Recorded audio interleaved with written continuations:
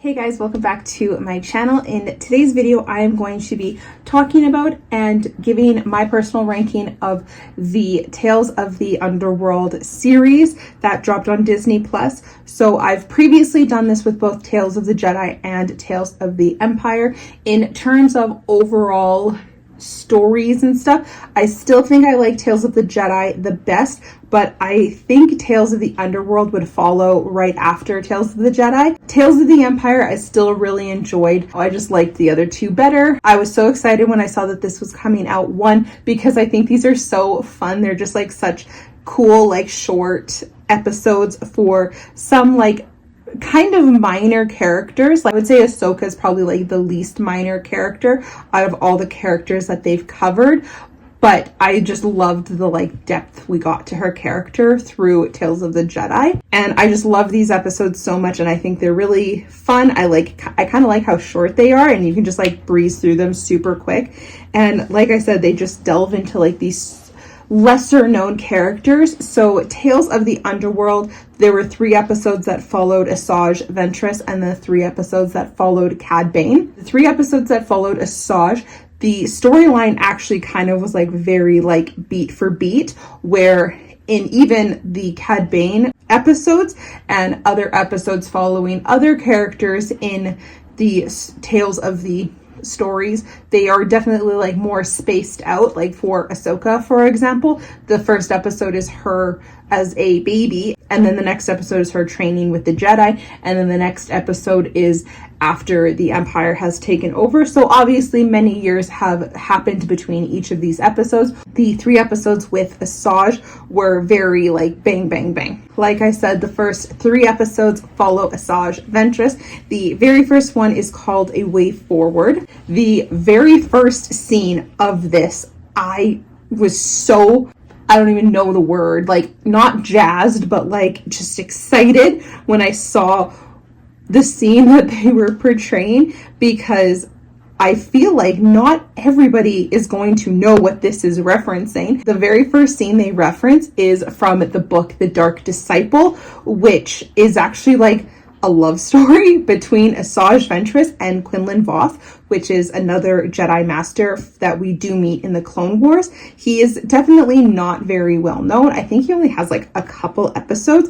I know he's mentioned in the Obi-Wan Kenobi show as well as Revenge of the Sith. He's tasked to kill Count Dooku, and he recruits Asajj to do that. It's not in this episode. In the Dark Disciple book, she ends up sacrificing herself for Quinlan, and at the very end of the book, Quinlan and Obi-Wan go to her home planet, which I am completely forgetting the name of. They go to her home planet where he basically gives her like a little like Night Sister funeral. And so the very first scene of the very first episode is that scene of Obi-Wan and Quinlan Vos bringing Asajj's body to her planet to give her this funeral, and it's so sad. Quinlan is so sad and saying like, I love you, all this stuff to Asajj.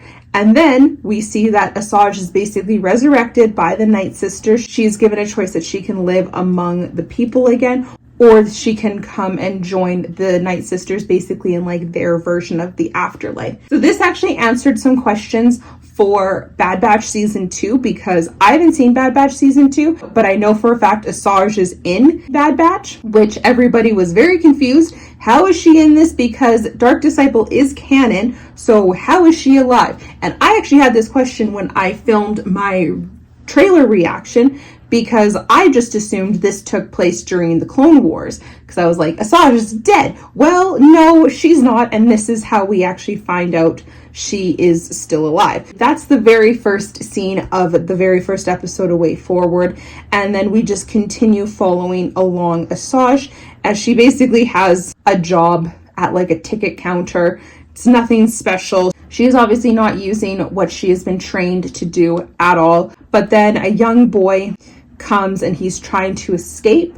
He doesn't have enough credits, and Asajj sees him trying to use the Force to convince them to sell him a ticket. So she's obviously like right away very curious of this boy, and she learns from this boy that he's trying to get to a planet because Quinlan Vos is alive, survived Order 66, and he's trying to get lost JedIs to this planet to then take them and rescue them. So this boy is trying to get there, and Asajj doesn't tell the boy why she wants to help him, but she ends up helping him, and the two of them go off on an adventure together. So that was episode 1. So episode 2 is called Friends, and in this episode they join up with one of Asajj's old friends. Asajj believes that she might know where the path is, the path being where they need to get to find Quinlan and find like the rescued JedIs. So this friend says, help me do this job and I will tell you where the path is.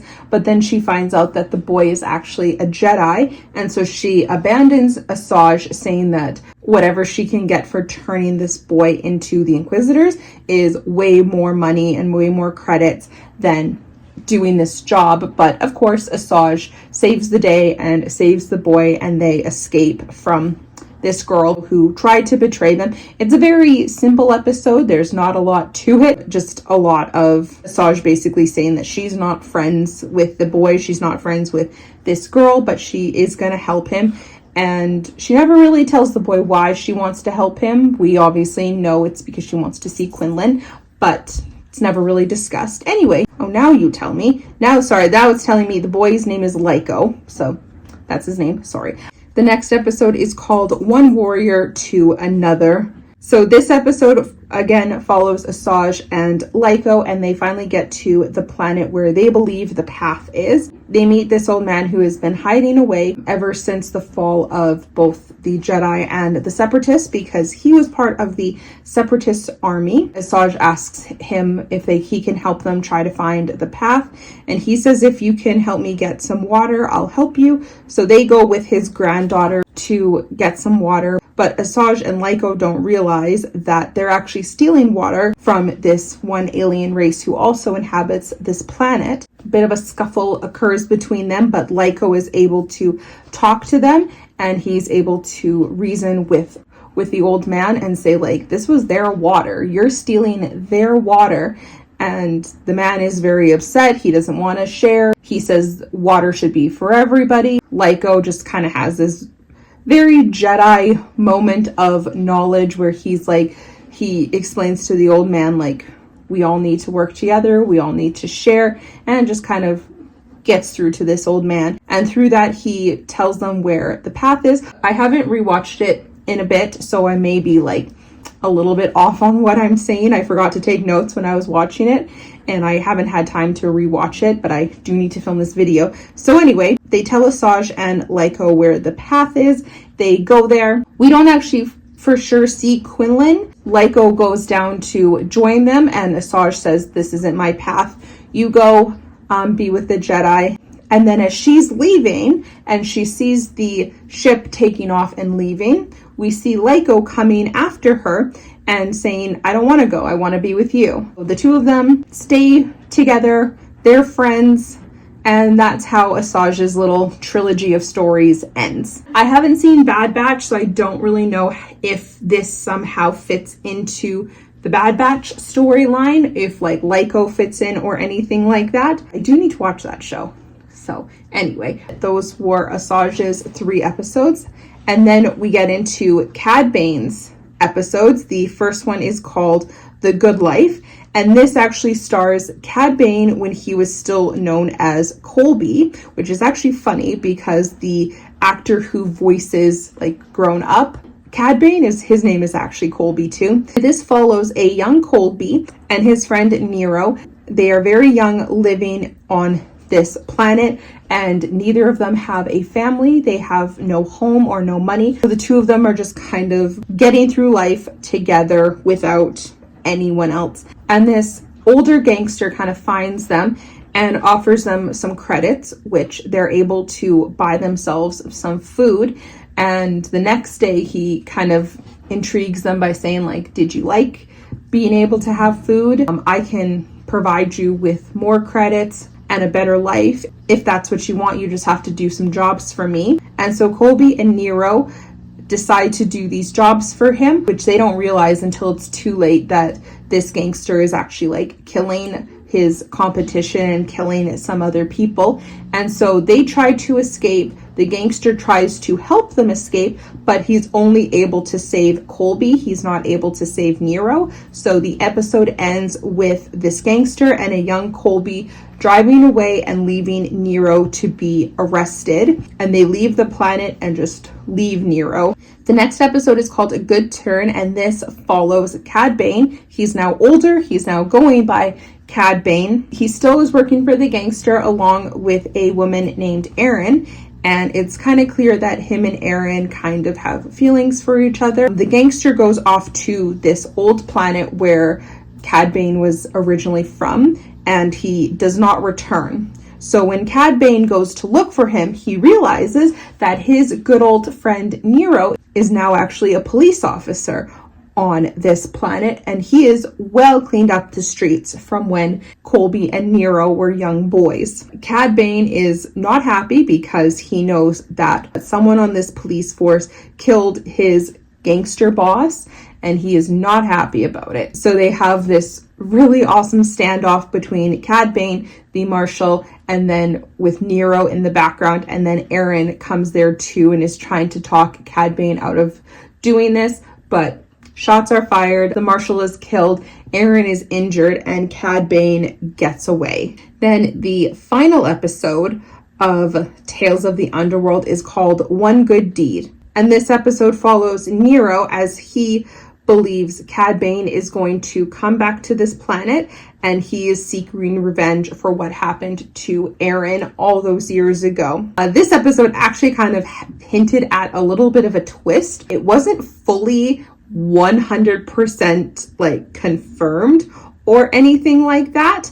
Nero has a son, and it's later revealed in the episode that after the events of the last episode, Erin survived the attack and she stayed there, and her and Nero actually got married, and now Nero has this son, and it's kind of hinted at. Again, it's never fully revealed or anything, but it's hinted that this son is actually Cad Bane's son. However, Cad Bane does not care. He is there for one thing and one thing only, which is to kill Nero. It's very clear that he has no interest. If this is truly his son, he has no interest. He's just there for revenge, and literally the moment he gets that revenge against Nero, he's out and he's gone. So those were the 6 episodes of Tales of the Underworld. I was actually kind of shocked to see when I was kind of doing my ranking of them that I actually liked the Cad Bane episodes a lot more than the Asajj episodes. I thought I would really like the Asajj episodes just because I love Asajj Ventress, and like I absolutely loved the book The Dark Disciple, but I just loved the Cad Bane episodes so much. I thought they were so good, and I just loved his like story throughout. And so with that being said, I'm going to rank from my least favorite to my most favorite. My number 6 is the episode Friends. This is the 2nd episode. This one, I just kind of was like, meh about it. Like, Asajj was still being very Asajj-y in the sense that she's like, I don't want any friends, and all that stuff. And even in the last episode with Asajj, she still says to Lyko, like, she's not his friend, even at the end when he doesn't go off with Quinlan or anything and he wants to stay with her. But I don't know, this one was just probably the least like development-y of the episodes, so that's why it was my least favorite. And then the next one would be One Warrior to Another. I guess I just didn't like Asajj's story as much as Cad Bane's. As I've said, I thought it was good, but it still just, it didn't hold my attention the way the Cad Bane episodes did. So One Warrior to Another. Then number 4 is The Good Life. This is the first episode of the Cad Bane story. This one is when it follows Cad Bane or Colby and Nero when they're young boys. I thought it was really interesting. It was really interesting to see like kind of where Cad Bane came from. Even to see that at some point in time he did have a conscience, because I feel like Cad Bane just really truly just has no sympathy, no conscience whatsoever. So I did really like this episode. Then the next one is called A Good Turn. This was the 2nd Cad Bane episode. This is the one where he goes back to his home planet after they kill his like gangster boss. Great episode, really interesting. I thought it was a really good like middle ground between the two episodes. I also really liked the inclusion of his friend Nero. Number 2, I put A Way Forward. I really liked this as like a start to the Asajj story, but I mostly just absolutely loved that first scene between Asajj and Quinlan and Obi-Wan, especially after reading A Dark Disciple. That was just such a good book, and to actually like see this scene like kind of come alive, and especially since again we don't get much Quinlan of anything. Like I said, I think he's in a couple episodes of the Clone Wars and that's about it. So I really liked this episode, and I just like loved that first little chunk. And then my favorite episode was One Good Deed, which is the very last episode,